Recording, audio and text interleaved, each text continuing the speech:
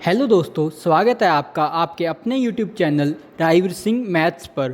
पिछली वीडियो में हमने एक्सरसाइज 1.1 को स्टेप बाय स्टेप समझा और आज हम उसी जर्नी को आगे बढ़ाते हुए शुरू कर रहे हैं एक्सरसाइज 1.2। जो लोग चैनल पर नए हैं वो पहले मेरी लास्ट वीडियो ज़रूर देखें ताकि आपका कंसेप्ट क्रिस्टल क्लियर हो जाए। और हाँ, अगर आपको मेरा कंटेंट पसंद आता है तो वीडियो को लाइक, शेयर और चैनल को सब्सक्राइब करना मत भूलना, क्योंकि यहाँ आपको मिलती है मैथ्स की कंप्लीट क्लैरिटी। तो चलिए शुरू करते हैं एक्सरसाइज 1.2। पहले ये सब डेफिनेशंस पढ़ लेते हैं क्योंकि ये सब वो सब क्वेश्चंस में काम आएंगी। तो पहली है real numbers. All the numbers that can be found on real line. जो भी रियल लाइन पे नंबर्स हम देख सकते हैं वो सारे क्या रियल नंबर्स हैं। इंटीजर्स क्या होते हैं, जैसे 0, 1, 2, 3 और इधर जो नेगेटिव में -1, -2, -3, -4। Rational number all the numbers that can be expressed as fraction p by q where p and q are integers and q is non zero. ठीक है, रैशनल नंबर कौन से हैं? p by q, इस form में इनको लिख सकते हैं। Irrational numbers that can not be expressed as a fraction, जो भी फ्रैक्शन में नहीं लिखे जा सकते उनको हम इरेशनल नंबर बोलेंगे, जैसे pi, √2, √3, √p where p is a prime number. यहाँ तो हमने बोल दिया ये सब इरेशनल नंबर हैं, लेकिन हमने कहीं प्रूफ थोड़ी ना किया है। तो यहाँ आज हम उनमें से कुछ को प्रूफ करेंगे भी ये इरेशनल नंबर हैं। ठीक है, उससे पहले हमें क्या पता होना चाहिए? को prime. Integers a and b are said to be co-prime if HCF of a and b is equal to 1। अगर उनका हाईएस्ट कॉमन फैक्टर, कोई भी फैक्टर अगर दोनों में कॉमन है और दोनों को डिवाइड कर रहा है, तो क्या ज़्यादा से ज़्यादा हाईएस्ट कितना होना चाहिए? हो सकता है 1 हो सकता है, तो उनको को प्राइम बोलते हैं। ठीक है, fundamental theorem of arithmetic. Every integer greater than 1 can be expressed uniquely as a product of prime numbers. जिसने मेरी लास्ट वीडियो देखी होगी उसमें मैंने बताया होगा कि कोई भी इंटीजर है ग्रेटर देन 1, उसको कैसे हम प्राइम फैक्टराइजेशन में लिख सकते हैं या प्रोडक्ट ऑफ प्राइम नंबर्स कैसे लिख सकते हैं। ठीक है, ये हमने उसमें डिस्कस किया हुआ है। तो एक और ये थ्योरम बहुत इंपॉर्टेंट है, ये इसी से आई है। Let p be a prime number if p divides a square then p divides a। मतलब अगर p प्राइम नंबर है जो कि a स्क्वायर को डिवाइड कर रहा है, ए जहाँ पे a कोई इंटीजर है, ए स्क्वायर को p डिवाइड कर रहा है, तो p किसको भी डिवाइड करेगा? a को भी डिवाइड करेगा। जैसे कोई भी नंबर ले लें हम, 4 स्क्वायर है और p हमने बोल दिया, पहले तो हम स्टेटमेंट दे रहे हैं भी कोई भी p है वो 4 स्क्वायर को डिवाइड करेगा। अब नेक्स्ट है, अगर ये 4 स्क्वायर को डिवाइड करेगा तो वो p किसको भी डिवाइड करेगा? 4 को डिवाइड करेगा। ठीक है, ये है इस थ्योरम की स्टेटमेंट। अगर ये होगा तो इसके बाद ये तो पक्का होगा। ठीक है, ये वाली चीज़ है। अब जैसे 2 डिवाइड्स 4 स्क्वायर इम्प्लाइज 2 डिवाइड्स 4। ठीक है, ऐसे ये थ्योरम काम आएगी। पहला क्वेश्चन है, prove that √5 is irrational number. अब जो √5 है ये हमें पता है ये रियल नंबर तो है, लेकिन हमें इसको क्या प्रूफ करना है? इरेशनल प्रूफ करना है। तो हमें ये पता होना चाहिए जो रियल नंबर होते हैं वो 2 प्रकार के होते हैं, या तो वो रैशनल होते हैं या इरेशनल नंबर होते हैं। तो यहाँ पे क्या है, हमें क्या प्रूफ करना है? ये इरेशनल नंबर। तो हम इसको कॉन्ट्राडिक्शन बाय कॉन्ट्राडिक्शन प्रूफ करेंगे। कॉन्ट्राडिक्शन मतलब क्योंकि रियल नंबर या रैशनल होते हैं या इरेशनल होते हैं, तो हम इसको पहले क्या अज्यूम करके चलेंगे? ये रैशनल होते हैं। Let us assume √5 is rational number. ये क्या इम्प्लाई करता है? It implies there exist p and q integers such that √5 is equal to p by q। और इनका कोई वो होगा GCD या HCF होगा। HCF ऑफ P और Q क्या होगा? कोई R होगा। अब क्योंकि ये हाईएस्ट कॉमन फैक्टर HCF दोनों का R है, तो मतलब R divides P and Q both. तो दोनों को ये डिवाइड करेगा तो दोनों का कोई क्वेश्चन भी आएंगे। जैसे P को R से डिवाइड करने पे क्या क्वेश्चन आया? A आया। Q को डिवाइड करने R से डिवाइड करने पे B आया। तो अगर ये वैल्यूज़ हम वापस पुट करें इसमें, हमें क्या मिलेगा? R से R कट जाएगा ना। √5 इज इक्वल टू AR बटा BR। यहाँ से R कट गया तो √5 इज इक्वल टू A बटा B। क्योंकि इनका हाईएस्ट कॉमन फैक्टर R था तो उससे तो हमने इसको डिवाइड कर दिया। ठीक है, वो तो बचा ही नहीं। अब क्या रहेगा, ए और बी रहेगा, तो इनका हमेशा जो HCF होगा वो 1 होगा, ठीक है। अब ये 1 होगा, अगर ये 1 ना होता, कुछ और होता, तो ये R भी इसका ना होता, HCF इसका R से बड़ा होता, ठीक है। तो इसका HCF 1 होगा, ये याद रखना है, ये हमारे काम आएगा आगे चल के। अब इनका दोनों का बोथ साइड स्क्वायर करते हैं, 5 = a² बटा b²। तो यहाँ से दोनों को b² से दोनों को मल्टीप्लाई कर दो, दोनों साइड, क्योंकि दोनों इक्वल हैं, तो मल्टीप्लाई करने पे भी इक्वल ही वैल्यू आएगी। और यहाँ से b² से b² कट जाएगा, यहाँ क्या आएगा, 5b² = a²। जहाँ अब इनको दोनों को 5 से डिवाइड कर दो, क्योंकि इक्वल वैल्यू, अब 5 से डिवाइड कर सकते हैं, दोनों को इक्वल है तो तब भी इक्वल ही रहेगा। तो यहाँ 5 से 5 कट जाएगा, तो यहाँ का बच गया a² / 5 या b², क्योंकि 5 से 5 कट गया। अब आगे, क्योंकि b² क्या है, ये क्या है, इंटीजर्स थे ना, क्योंकि PQ इंटीजर्स थे, तो इनके अब क्वोशंट ये भी इंटीजर ही आएंगे। अब इनका स्क्वायर करेंगे, वो भी इंटीजर ही आएगा। तो ये इंटीजर है, ये क्योंकि दोनों इक्वल हैं, तो a² / 5 भी क्या आएगा, इंटीजर वैल्यू आएगी। अब क्योंकि यहाँ से हमें क्या पता चल रहा है, ये कम्प्लीटली इससे डिवाइड हो जाएगा, क्योंकि इसको इंटीजर होने के लिए इससे कम्प्लीटली डिवाइड होना पड़ेगा। a² / 5 से इसको a² को डिवाइड होना पड़ेगा। 5 divides a², it implies 5 divides a, ठीक है। तो यहाँ से हमें क्या पता चलता है, 5 divides a। अब आगे, इट इम्प्लाइज, क्योंकि 5 divides a तो कोई क्वोशंट आएगा c, तो a = 5c मिला था, a = 5c मिला था, ठीक है। अब इसकी वैल्यू यहाँ पुट करके देखो यहाँ पे, ठीक है। तो 5b² = 5² c², ठीक है, ये वैल्यू आ गई। हमें क्या मिला, 5b² = 5² c²। अब यहाँ से 5 से, अगर दोनों से 5 के साथ डिवाइड करें दोनों को, तो यहाँ से 5 से 5 कट जाएगा, यहाँ भी 5 के साथ एक पावर कम हो जाएगी, तो 5c² आ जाएगा, इधर b² आ जाएगा। अब यहाँ पे हमें क्या मिल रहा है, क्योंकि इसको अगर ऐसे देखें कि 5 को अगर इधर ले आएँ, b² बटा 5 क्या आएगा, c², क्योंकि c² क्या था, क्वोशंट था, ये तो इंटीजर है, तो इसका स्क्वायर भी इंटीजर ही होगा, c इंटीजर है तो, ठीक है।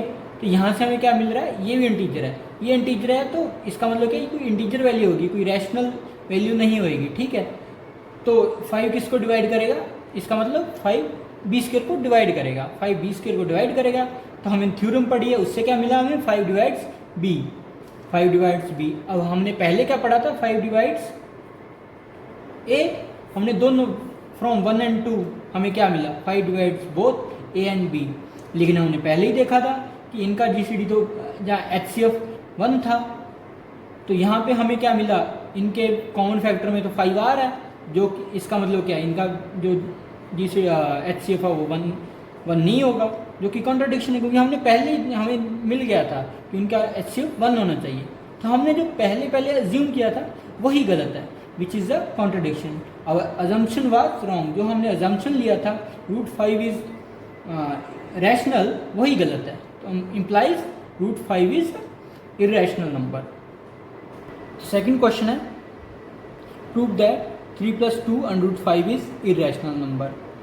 Late us assume 3 + 2 √ 5 is rational number. Rational number हम इसको अज्यूम कर रहे हैं, और हम कोई लॉजिकल कैलकुलेशन करते रहेंगे, जिसमें हमें पता चलेगा कि ये सब एट द एंड ये रैशनल नंबर के लिए ये चीज़ गलत हो रही है। वो गलत हो रही है तो वो रैशनल नंबर हो ही नहीं सकता, रैशनल नंबर नहीं हो सकता, तो वो इरेशनल नंबर होगा। हम कॉन्ट्रडिक्शन से प्रूव करेंगे इसको। वी कैन फाइंड, क्योंकि ये रैशनल नंबर है, we can find a and b को prime integer such that 3 + 2 √ 5 is equal to a बटा b, where HCF of a and b is equal to 1। यहाँ दोनों साइड माइनस कर दो, 3 minus किया तो इधर क्या, 3 से 3 कैंसिल हो गया, 2 √ 5 इज इक्वल टू a/b -3 आ गया। अब कईयों को ये समझने में दिक्कत आती है, ये कैसे हुआ a - 3b बटा b। इसके लिए मैं आपको ये बताना चाहूँगा, a बटा कहीं b हो, अगर इधर कोई भी c बटा b हो, तो ये हमेशा क्या हो जाता है, नीचे वाला डिनोमिनेटर सेम होता है और ऊपर a- क्या हो जाता है, c हो जाता है, ठीक है, इस तरह हो जाता है। तो हमें इसको इसी तरह इस एक्सप्रेशन में बनाने की कोशिश करते हैं। a/b -3, क्योंकि 3 के इंटीजर है। इंटीजर क्या होते हैं, रैशनल नंबर तो होते हैं, इसके नीचे 1 तो होता ही होता है, ठीक है। अब इनका बेस डिनोमिनेटर सेम करने की कोशिश करते हैं इस काम, तो b से हम मल्टीप्लाई कर देते हैं, फिर से डिवाइड कर दिया, तो यहाँ पे अब ये क्या होगा, सेम हो गया, इसको b लिख लिया नीचे, ऊपर वाले a-3b कर दिया, ठीक है। तो हमें क्या मिल गया, a-3b/b। तो हमें यहाँ सॉरी लिखना भूल गया, √5 क्या हो गया is equal to a-3b/√b। It implies √5 is rational. ये √5 यहाँ से क्या मिला, हमें रैशनल मिला। दिस इज कॉन्ट्रडिक्शन, क्यों, क्योंकि √5 को हमने पहले ही प्रूफ किया था कि ये तो इर्रेशनल है। अब ये तो यहाँ पे हमें क्या मिल गई, कॉन्ट्रडिक्शन मिल गई। तो अगर इसको हम रैशनल लेते हैं तो यहाँ पे आके हमें कॉन्ट्रडिक्शन मिलती है, मतलब our assumption was wrong, implies 3 + 2 √5 is irrational number. तो हम थर्ड क्वेश्चन शुरू करते हैं। Prove that the following are irrationals. First क्या है, 1/√2। इसको हमने क्या प्रूव करना है, इरेशनल प्रूव करना है। वैसे सेम इसको भी कॉन्ट्रडिक्शन से प्रूव करेंगे। तो पहले क्या लेट करते हैं, ये क्या है, रैशनल है। यहाँ पे हम फिर इसके लिए दो को प्राइम इंटीजर्स फाइंड कर सकते हैं, जिनको हम a/b लिखेंगे तो वो √1/√2 आ जाए, ठीक है, क्योंकि ये हमने रैशनल अज्यूम किया है 1/√2 को। तो यहाँ देखो, अब इनको अगर ये दोनों सेम है, अगर इनका हम रेसिप्रोकल ले लें तो वो भी तो सेम ही रहेगा। जैसे अगर 1 = 1 है, 1/2 = 1/2 है, तो 2 इसका रेसिप्रोकल उल्टा 2 = 2 तो 2 ही आता है। तो वैसे ही अब ये दोनों इक्वल है, तो यहाँ से हमें क्या मिलेगा, √2/1 = b/a। और 1 नीचे हो ना हो एक ही बात होती है, तो √2 = b/a। इट इम्प्लाइज √2 इज, क्योंकि अब देखो √2 को हमने कैसे देख लिया, b/a में, where a and b are integers, ये दोनों इंटीजर्स हैं। और इम्प्लाइज √2 क्या है, रैशनल है, लेकिन हमने ये पहले ही पढ़ रखा है, √2 क्या है, वो इर्रेशनल नंबर है। This is a contradiction since √2 is a irrational. Implies our assumption, जो हमने ये अजम्पशन लिया था कि 1/√2 इज रैशनल, यही गलत है। इम्प्लाइज, अब वो क्योंकि रैशनल नहीं है तो वो क्या होगा, इर्रेशनल होगा। Implies 1/√2 is irrational. तो थर्ड क्वेश्चन का सेकंड पार्ट है √5। इसको हमने इर्रेशनल प्रूफ करना है। Late us assume 7 is a rational number. तो ये रैशनल नंबर है, तो इसके लिए दो a एंड b को प्राइम इंटीजर्स मिलेंगे, जिससे हम 7/5 को a/b लिख सकें, ठीक है। अब ये हमें मिल गया, और यहाँ से हम दोनों साइड हम 7 से डिवाइड कर देंगे, 7 से डिवाइड कर देंगे, तो 7/5 = a/b था। इधर भी 7 से डिवाइड कर देंगे, इधर भी 7 से डिवाइड कर देंगे। कई बार होता है, इसको अगर डायरेक्टली समझ सकते हैं तो 7 यहाँ प्रोडक्ट में है तो इधर डिवाइड में आ जाएगा इसके, ठीक है, इधर आ जाएगा। कई बार उनको नहीं पता चलता भी कैसे आएगा, तो हम दोनों साइड डिवाइड कर देते हैं। तो ऐसे समझो, √5 = a/b/7। अब यहाँ पे क्या होना था, कभी भी अगर किसी को, अगर 7 से किसी नंबर को, सी को अगर 7 से डिवाइड करना है, तो इट इज़ इक्वल टू 1/7 को उससे मल्टीप्लाई कर दो, सी से इक्वल टू। अगर यहाँ तो आपको लगे ये तो ऑब्वियस है, लेकिन यहाँ देखना कैसे अब इक्वल हो रहा है। जैसे अब देखो, अब 1/7 से a/b को डिवाइड कर रहा हूँ, इसका a किसके इक्वलेंट है, 1/7 से किसको प्रोडक्ट कर दूँ, a/b को। यहाँ से हमें मिल गया a = 7b, तो यहाँ हमें मिल गया √5 = a/7b। यहाँ से हमें क्या पता चला, a/b, क्योंकि ये a भी इंटीजर है, b भी इंटीजर है, उसको 7 से प्रोडक्ट करेंगे, वो भी क्या मिलेगा, इंटीजर मिलेगा। तो ये क्या मिलेगा हमें, रैशनल नंबर। लेकिन इधर क्या है, √5, और इससे हमें क्या पता चलता है, √5 क्या है, रैशनल नंबर है। लेकिन ये तो ऐसा है ही नहीं, हमने पहले ही पढ़ा, √5 इज अ इर्रेशनल नंबर।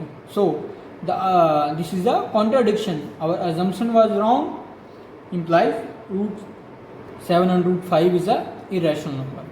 तो थर्ड क्वेश्चन का थर्ड पार्ट है 6 + √2 इज इरेशनल नंबर। इसको भी इरेशनल प्रूफ करना है। तो let us assume 6 plus under 2 is the rational number. We can find coprime a and b integer such that 6 plus root 2 is equal to a बटा b. अब यहाँ से हमें रूट 2 चाहिए तो दोनों साइड 6 से माइनस कर दो. 6 से माइनस करना है तो root 2 is equal to a by b minus 6.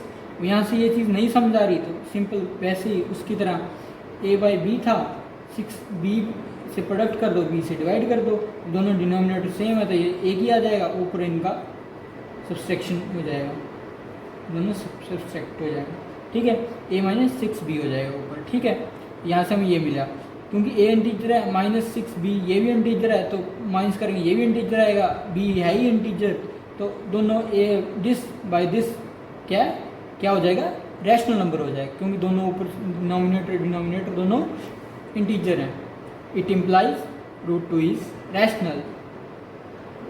Implies this is contradiction क्योंकि हमने पहले ही पढ़ रखा है रूट 2 क्या है, इरेशनल नंबर है. तो our assumption this was wrong. Implies 6 plus root 2 is irrational number. यहाँ पे आपकी एक्सरसाइज 1.2 खत्म होती है. Thank you.